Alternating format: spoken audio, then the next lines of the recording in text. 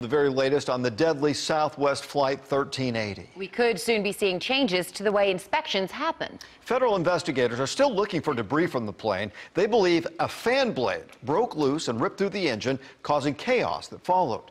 Changes are expected to be announced within the next 2 weeks on the way those engines are inspected. We do know it will require what's called ultrasonic inspections of fan blades when they reach a certain number of takeoffs and landings, which will expose any weaknesses. We've been hearing stories of true heroism on that flight, and one of those comes from right here in North Texas. CBS 11 reporter Yona Gavino, she's live in Celina. And Yona, I understand you caught up with a firefighter who was a passenger on that plane. I did. His family actually held a press conference right here at the fire station behind me, and we know that he and his family, including his 2 small kids, they're all coming back to North Texas after a family vacation in New York. Now, as soon as this emergency happened, he made sure everyone was okay, and then he sprang into action to help other passengers. Surrounded by his wife and parents, Andrew Needum says he did what any firefighter would do. I've been blessed with a servant's heart. And that's when I looked around to see who else needed some help. And God called me to move, so. The Celina firefighter jumped in and tried to save Jennifer Reardon. She was killed when shrapnel shattered the window where she was sitting.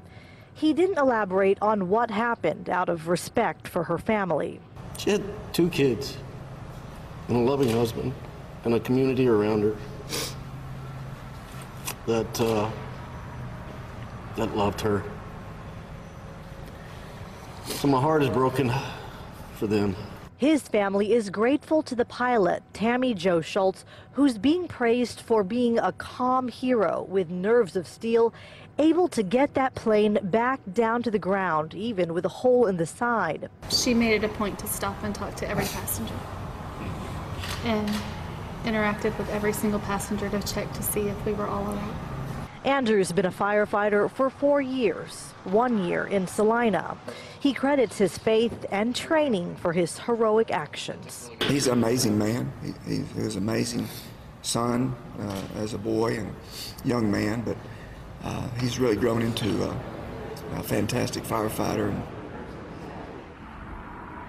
And Andrew told us today as well that being a firefighter, really, it's in the heart. It's part of his calling, and because he's trained for these types of emergency situations, he didn't have any fear at all.